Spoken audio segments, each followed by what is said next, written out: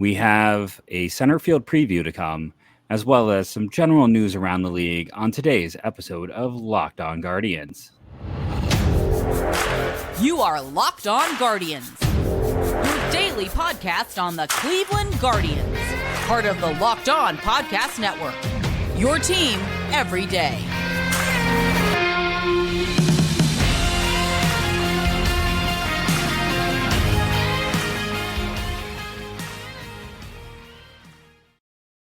Hello, everyone, and welcome to Locked On Guardians. I am one of your hosts, Jeff Ellis. I want to thank you for making Locked On Guardians your first listen today and every day, wherever it is that you might get podcasts. As for myself, I've done a lot of baseball writing, mostly about the draft and prospects through... I was once a national guy over at Scouting 24/7 and then on many a Cleveland sports blog. Justin, let them know about you. Yes, I'm Justin Ladd. I've going a strong 2 months on the podcast co-hosting with you. And you can currently find me at GuardiansBaseballInsider.com and Prospects Live and the News Herald and the Morning Journal. And in the past, you may have read me other places where they do good work and still exist. I didn't ruin their reputation, so that's good. Yeah, we won't talk about the sites whose reputation you did ruin. I'm kidding. There aren't any of those places. There are some. There might be some. On today's show, let's start off with the Hall of Fame chatter, everyone's favorite topic. We're going to keep it short and sweet. I just wanted to point out that Mike Napoli and Jhonny Peralta are both candidates. I would bet the house that neither of them will be on the ballot at the end of this year. But I do appreciate what both of them did in their time here. And Peralta in particular probably has a better career than most people remember. Yes, I did enjoy Jhonny Peralta. I think he got some unfortunate timing replacing a fan favorite, Marvin Skill. Agreed. Yeah, he got caught there. You know, not a defensive whiz at shortstop, but fine, and some good years offensively. One of the better offensive shortstops Cleveland had up until Francisco Lindor, truthfully. So that was fun. I think that some people might vote for Mike Napoli just out of, you know, there's always like certain guys on the ballot that they're not going to get in, but like somebody somewhere ends up like casting a vote for him, a guy that shouldn't get it, like really isn't going to get in. Like, I'm sure somebody's going to vote for Matt Cain or something like that, or Torrey Hunter. I don't know. There's those guys will get like a vote for some reason, and sometimes that happens. But Mike Napoli was obviously here for a very exciting year in Cleveland history, and has a place in every Cleveland fan's heart for that 2016 run and the T-shirts and all that good stuff. Good memories. First 30 home run hitter since Grady Sizemore. Like they had that gap, and I wrote about this many times when I was at Indians Prospect Insider that they could not get a 30 home run hitter to save their lives. Now you're Napoli and Santana both hit 30, but they hadn't had a 30 home run hitter since Santana, and they hadn't had since Grady Sizemore, and they hadn't had a right-handed one since like early 2000s. So it was an accomplishment on multiple levels. I can't remember who it was, but it was quite a run of futility. Other news, former friend alert, as I like to call it on the show, Gio Urshela traded. You and I discussed it yesterday. We ran out of time. I think the greatest humor about it is Urshela has turned into a bat-only prospect, which is the complete opposite of what we heard about him. But like most metrics don't like Urshela. For the Angels, it was extremely low cost for a rental. They have a very shallow system, and they trade the 15th rated prospect. That's pretty low cost. For the Twins, I just view it as saving money so they can consolidate and make sure they can get a shortstop on this market. Any thoughts, takes, comments, feelings on Urshela? I was definitely a bigger Urshela guy in the minors in terms of his glove. Like I remember when he started out was not a great defender, and then he got the reputation of being a good defender in the minors. But one of the things I just enjoy is, and I've never been against Jhonny Peralta. I've never been against Gio Urshela personally. I think he's a great guy and a good story, but so overblown that everyone's like, oh, Cleveland missed on this guy. If you look at his offensive numbers, 2019 was such an aberration. Like he had a good year in 2019. He had a good 2020 because 2020 was a weird year, but those years, that was just such an outlier in terms of his performance. He was solid this year. Again, kind of a nice rebound. Yeah. But like, especially in Cleveland, where was he going to play? Like, that's the thing. Like, everyone's like, "Oh, this is a guy they definitely missed on," and the Yankees made him better. It's like, yeah, but he's really gone on to be a pretty average player. He hasn't been anything like he's been fine, and you need those guys in your roster. Don't get me wrong, but it's like, it's not one of the guys Cleveland missed on. I think it was definitely kind of an aberration, and I always take issue with the fact that people are like, how did Cleveland miss on this guy? How did they give up on him? And it's like, okay, Cleveland designated him for assignment. Toronto grabbed him, didn't do anything with him, designated him. The Yankees picked him up, didn't do anything with him, designated him. He cleared waivers. They had him back in the system. They helped him with some hitting mechanics. He had that good year. And then he kind of, settled in as like an average hitter who, like you said, defensive metrics don't really love him specifically. Also above average, defensive runs saved. We'll get into a future episode of some of those statistics. I know people are like, "Oh, I hate when you use statistics we don't understand or I don't know." We'll definitely do an episode on that in the future. But just know for those things, like 0 is the baseline for that stuff. And I think outs above average is range. It takes into account range, right? Is that right? Yeah, because it also has like your jump time. It's the plays you should be expected to get to as well. Yeah, and he's a clear negative there. So he definitely hurt the Twins on defense according to that metric. And defensive metrics are sketchy. Like there's a lot of internal teams who may have, or teams that have internal metrics that grade differently that are probably better than the external metrics. But what we know externally is that the metrics don't love his defense. And like Jeff said, he is kind of a better bat than he is glove these days, metrically speaking. And he's a fine player, and he'll be a good fit for the Angels. I think it's funny that the Twins, like you said, free up some money to bring back Carlos Correa, and they brought in Kyle Farmer, which I thought was funny as part of their trade too. But Gio Urshela, definitely not a big swing and a miss for Cleveland. I think a lot of people unnecessarily got up in arms about that one for a flash in the pan offensive performance. Yeah, I think to me the biggest point is the Yankees cut him as well. They just got lucky. He stayed. He didn't get claimed, and that's all it is. They haven't had too much. We talked about like the biggest swings and misses, and it's like, yeah, I mean, I would argue he's a bigger swing and miss than Jesus Aguilar, who we still hear about, because Aguilar was like legitimately, dude has had like a year and a half that was good. At least Urshela had like 2-3 solid years, but yeah, I don't think it's something you get all that upset or invested in. We're going to take our first break here. We're going to come back and talk about Centerfield, a place that many fans have gotten very upset about over the past season on today's episode of Locked On Guardians. But first, a quick word from our sponsors over at our good friends at Bet Online. Bet Online, they have you covered. I'm going to skip the ad read. I'm going to go right to the website. I'm going to hope that they don't have an autoplay video, because sometimes that happens. And I want to look at the sports lines. I want to just discuss right now what things are looking like in terms of baseball and baseball futures. Well, that's World Series. Let's look at free agency. So right now, when I go to Aaron Judge, still, if he's not going to the Yankees, Giants are still the favorites. In spite of everything going on with the Dodgers, if you listen to the news, he's meeting with the Giants tomorrow. And let's see, have they removed the Guardians have been removed from? Nope, they're still there. I lied. They are tied with the Orioles, so they're still listed. Carlos Correa, Cubs are still 1 over the Twins. Dansby Swanson, Giants. If he doesn't go back to the Braves are off the table. Jacob deGrom, if not the Mets, it's the Texas Rangers who have moved into the lead in that possession. And Justin Verlander, if you're reading the news, if it is not the Astros, it is the Mets. If you want some great information, if you want to see things that are trying to predict the future, if you think these odds are good, hey, go take advantage of them. If that's not your thing, still, go check out Bet Online. It's full of information that'll help you be a better, more knowledgeable fan. Bet Online, check them out today. Okay, center field.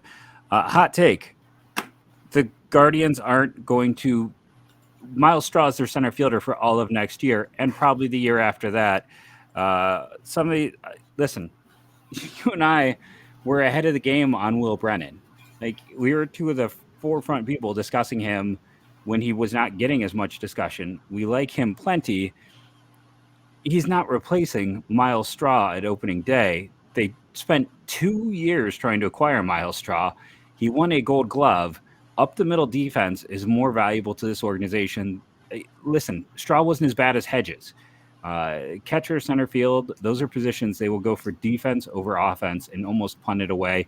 And Straw had a very weird year. For a guy with his speed, his BABIP was at a career low. Everything was bad. His steamer projection has him with a bounce back. Though steamer has everyone overperforming. So for crying out loud, they're saying Pablo Sandoval with an 84 projection at steamer with runs created plus. Something is off with steamer. I mean, Mike Capri's at a 103, who's never played above Double-A. I know you like him, but that's a little bit aggressive to say that a guy who's been a Double-A player would be at a 103. John Kenzie Noel at a 110. I mean, that feels.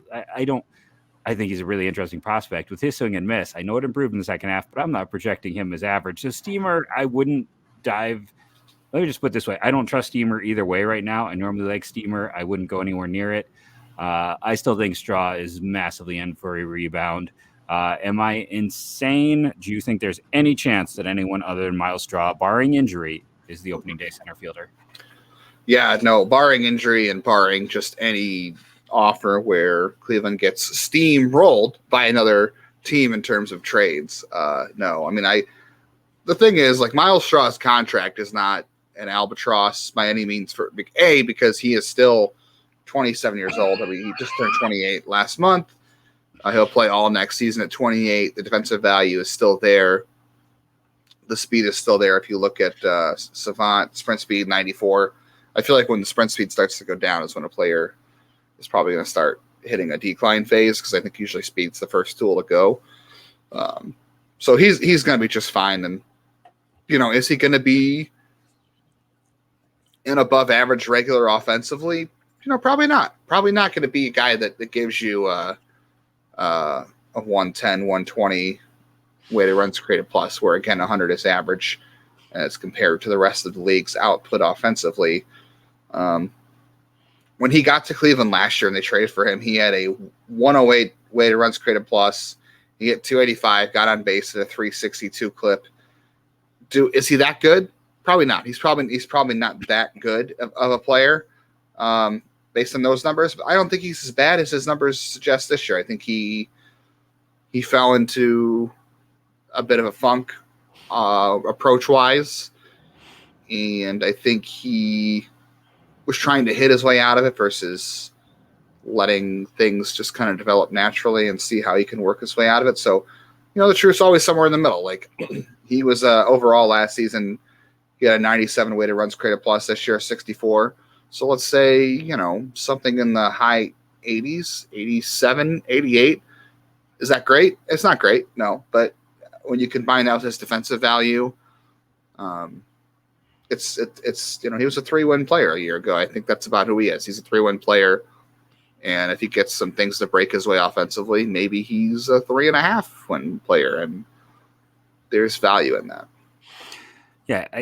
For instance, even though Ahmed Rosario was a towering hitter compared to him, they had nearly identical F-WARs because of how good his defense was. What people basically need to realize is, I'm going to keep going to this comp because I actually really like it. He is the center field version of early Omar Vizquel. That's what he is. Like, in terms of the defensive run saved, in terms of what he brings to the position, and in terms of hit profile. Go look what Omar did when he first came to Cleveland.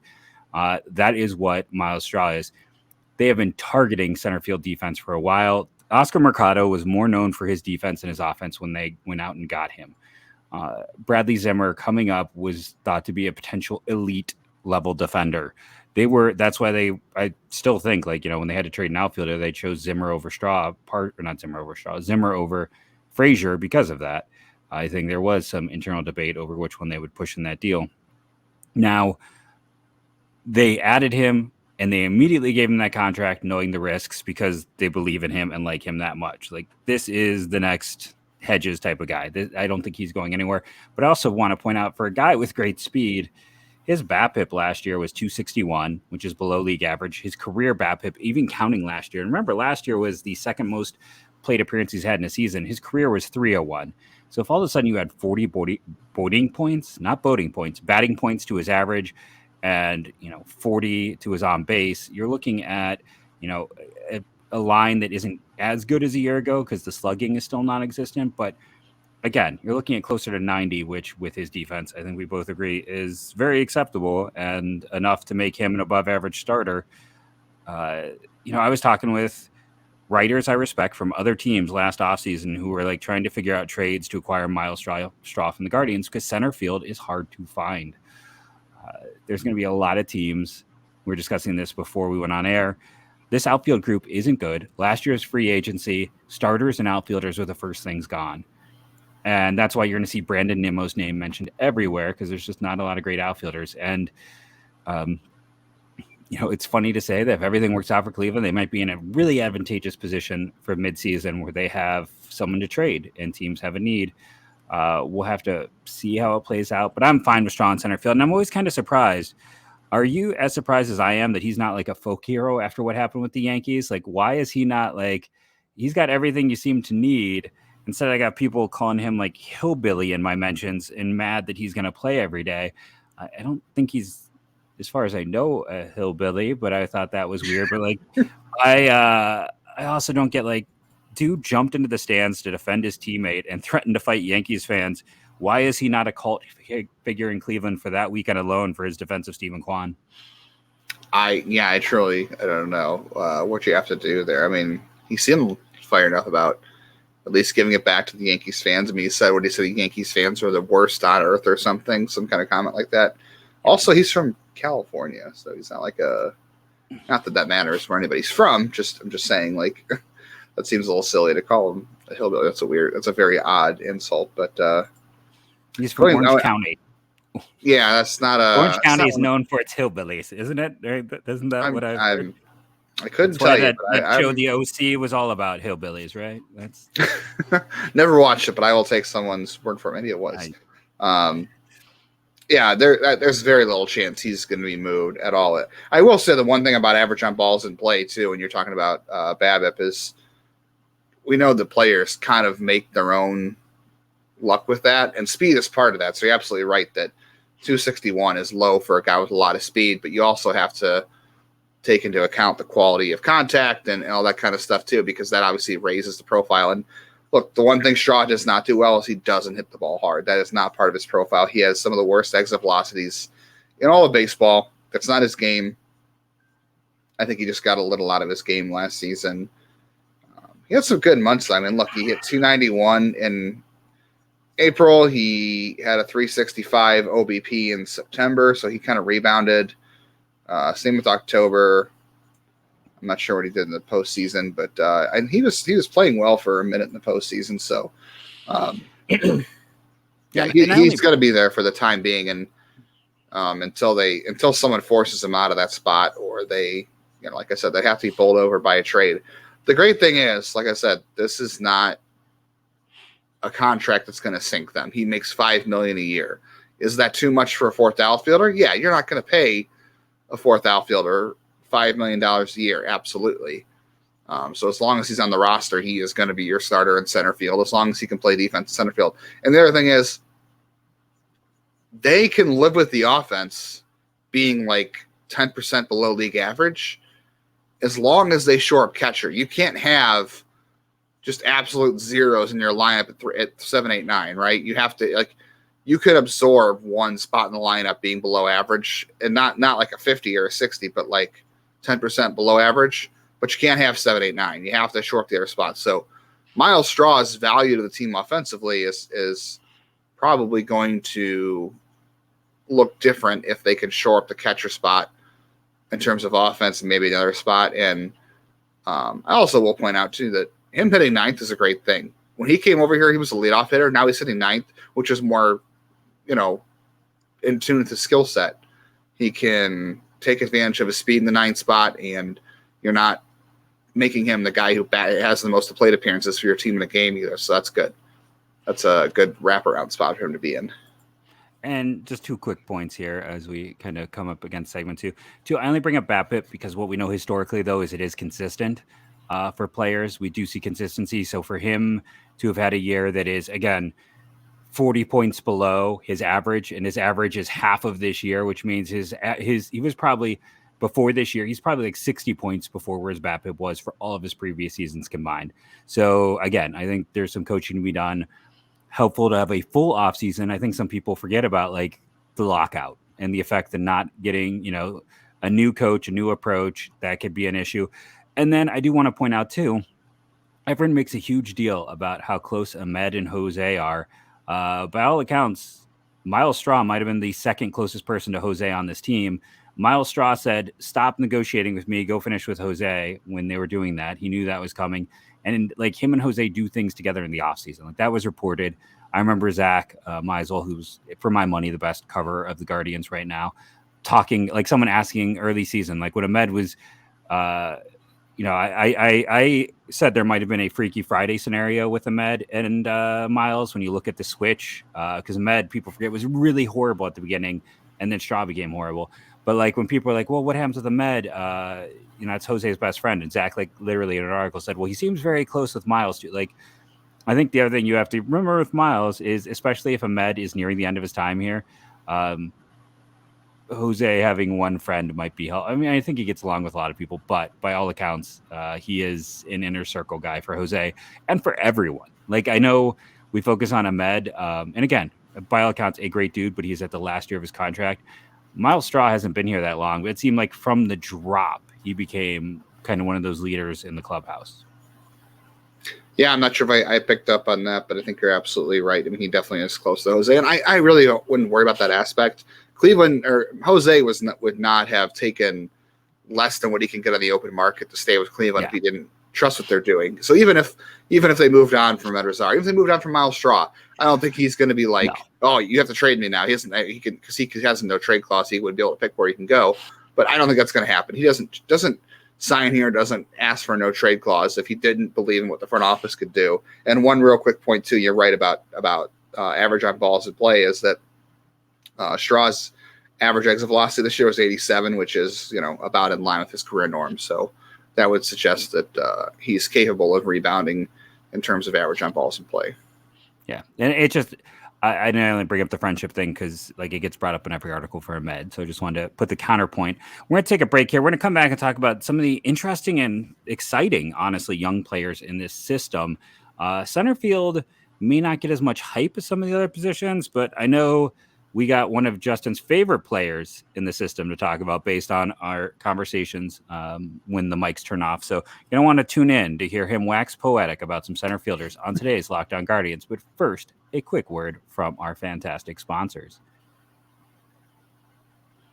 And that was a very quick word from our sponsors. Let's not start with your favorite. Let me be a jerk. If we're talking center fielders, I think we can probably skip, at least in my opinion right now, the AAA, AA grouping, and maybe we go Petey Halpin to start. Not to say you don't like Petey Halpin. I know you like him as well, but I'm curious now. Who did you think I liked now that we're on Petey Halpin? Who did you think? Well, I was going to save Chourio. Oh, we can get there. No, Petey Halpin is a cult favorite. If you are a reader, I know, but Chourio feels like maybe your center fielder. That's why I was like, maybe your guy. Yeah, maybe. I'm definitely interested to see how things pan out there. We can start with Petey Halpin. I mean, first of all, we can talk about other guys that can fill in for Straw. Like there was a whole debate about Quan in center field, and we kind of, I think, gave our opinions on that when we talked about him in left field. Benson can back up center field. I think we both think that he can handle that if he remains on the roster. But yeah, if you look down the list in the organization, the next guy that really pops up is Petey Halpin, and Guardians Baseball Insider readers love Petey Halpin. He has become kind of a Twitter cult hero. Hey, without Twitter, Petey Halpin might not have a cult following in Cleveland. But no, I really enjoyed watching Petey last season in Lake County. Got better as the year went on as a 20-year-old in high A. A lot of guys often tail off at the end of the year because it's their first full season in pro ball. He didn't start in Lynchburg last year until I want to say June when the complex league started up. So last year was his first full season and a full season league. And a lot of guys do tend to wear down at the end of the year, especially when you're a high school player. So he got better as the year went on, which is a testament to him and strength training and just improving. Great outfield arm, great reads in center field, good speed on the bases. Definitely a fiery type player. He does have some intensity in the dugout, I will say. We'll see where the bat comes along. I think there's some sneaky pop in there, but I think there's if there ever was a Grady Sizemore 2.0, if that ever happened, it is the absolutely 100th of 100th percentile outcomes for Petey Halpin. But I don't know. I feel like locked away somewhere in there, if he ever gets to the highest of his peaks and potentials, maybe there's a 2020 guy in there in center field. I don't know. I know that's projecting very high, but I'm just saying that's the absolute mountaintop for Petey Halpin. If you're watching the video and you saw my face, it's because when he said Grady Sizemore, I was thinking about like the Grady Sizemore who could hit 40 home runs, and I'm like, yeah, I don't quite. But 2020 seems like, I agree. That is something that could potentially happen. With plus not there yet. In center. Yeah. But yeah, he does everything well. He was one of the last cuts from the 2019 draft for me, or 2020 drafts, in terms of I made like a top 60 that year. And basically my take on him at the time was that he was the gap between him and Pete Crow Armstrong was not as big as the gap between what they would get paid. I thought he was very similar as a pair of California center fielders. And all he's done is performed well in the minors and seemed to get better every year. He looks like, I know he's only 20 and in high A, so it seems crazy to make this statement, but he has all the pieces and parts where it seems like it's going to be hard for him to at least not be a backup. We'll see what happens when he gets to Double A. Double A is the separator of all. Like, it's the biggest separator in the minors outside of the majors. Like, it's like this is the one, and it's not to say that I'm expecting him to fall flat, but I'm always curious. I'm always a bit hesitant before Double A to really anoint anyone. But he should get there this year. And he's not necessarily a top 10 guy, but he is in that. For me, there's like tier 1, tier 2, and then tier 3 is almost 20 deep for this team in terms of how I look at prospects. And he is kind of in that tier 3 grouping of just interesting players who could potentially be, a top 10 by the end of the year. Should we give Will Brennan some time? We probably should. Is probably an option for next year. I know I kind of went right past him. Brennan, fascinating player. I still love. It's always going to be one of my favorite facts. He was drafted as a two-way player. He didn't really get a chance to even try that because of the lockout, but he was mentioned as a two-way guy. And he had a heck of a year. He had a very Stephen Kwan-like rise, but. I think there's a chance for at least a league average starter there. We'll have to see. I'm not going to, again, sit back and anoint anyone, but your thoughts on Brennan?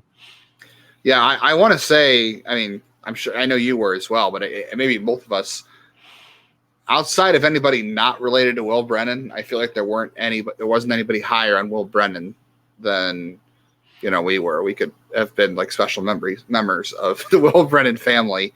I was definitely a big believer. I was convinced after last year and more convinced after this season. There's definitely some element of Kwan to his game. Definitely does not possess the same contact skill as Kwan. There is definitely a gap between Brennan's ability to make consistent contact in the strike zone and Kwan's, but it's not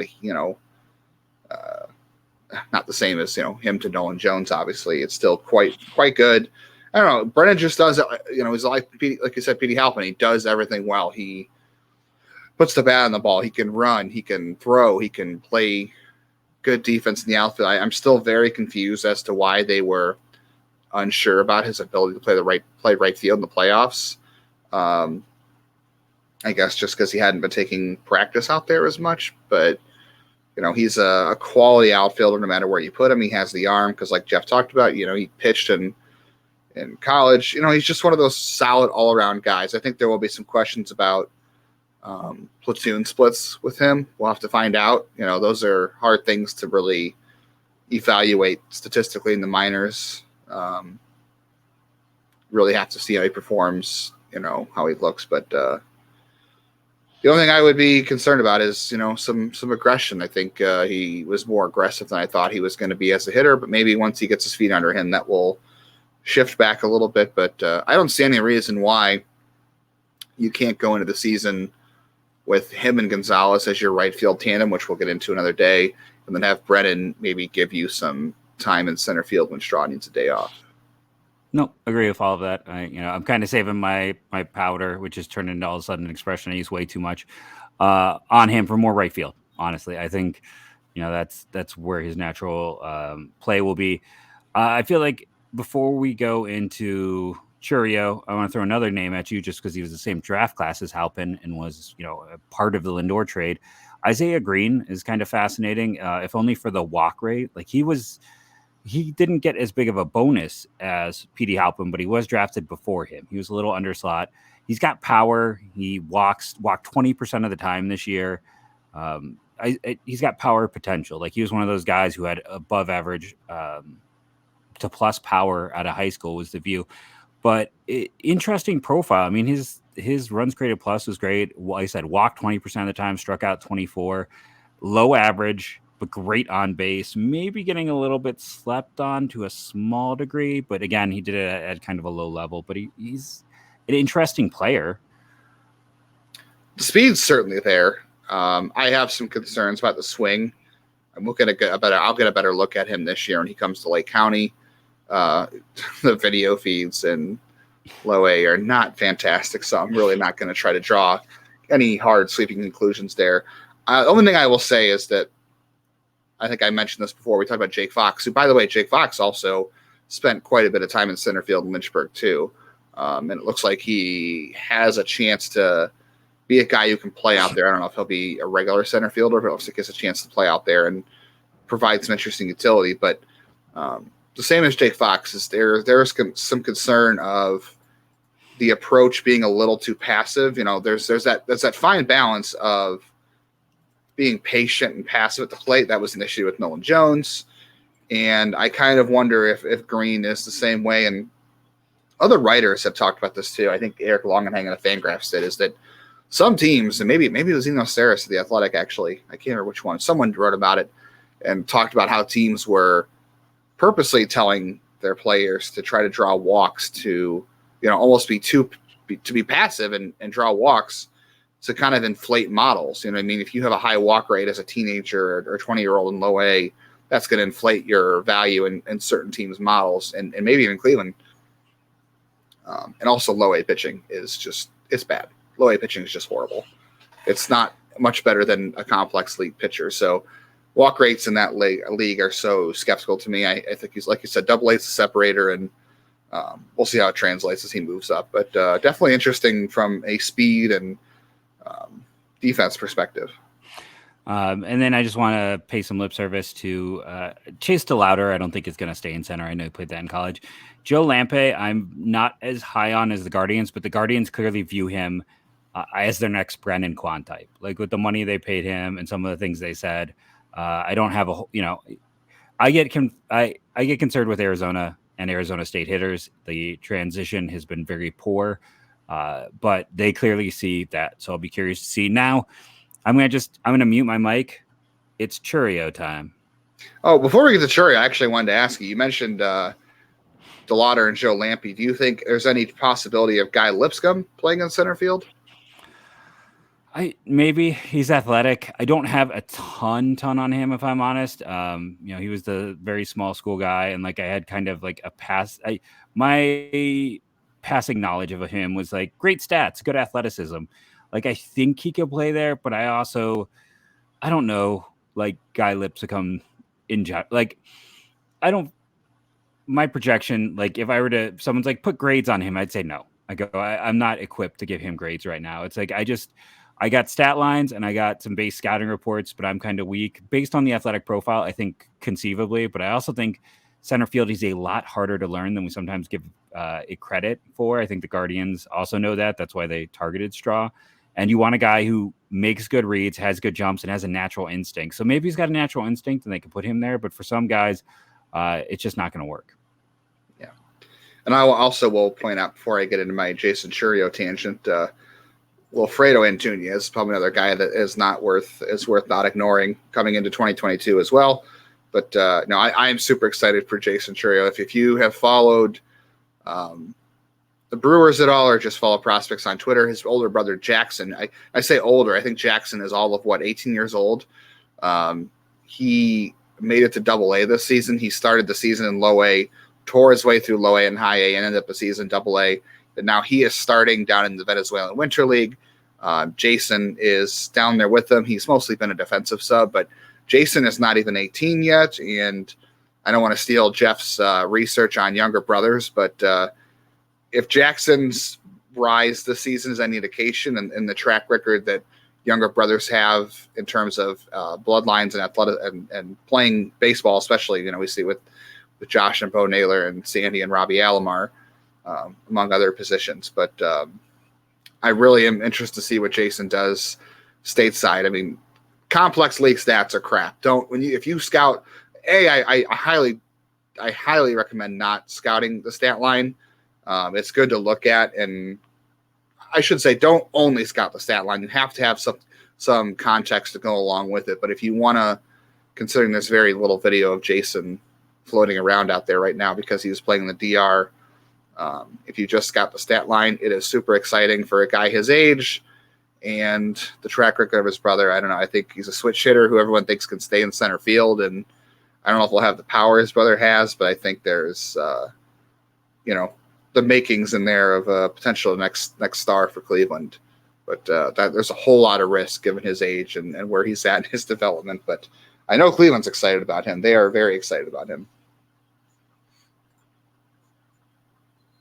That's right, because I muted for he's one of those guys that A, is almost like untouchable because you don't want to do the risk, and B, I'm like, do I find a slot for him in the top 10? No, I can't. Like, my general rule is I'm never putting anyone in who I haven't seen in person or had extensive scouting experience on below High A, let alone in rookie ball. But he's a fascinating player, someone that fans definitely should know about. I think we have covered center field in depth. I think we have covered it corner to corner, talked about why it is such an interesting position for this organization. And I guess that's kind of the big takeaway.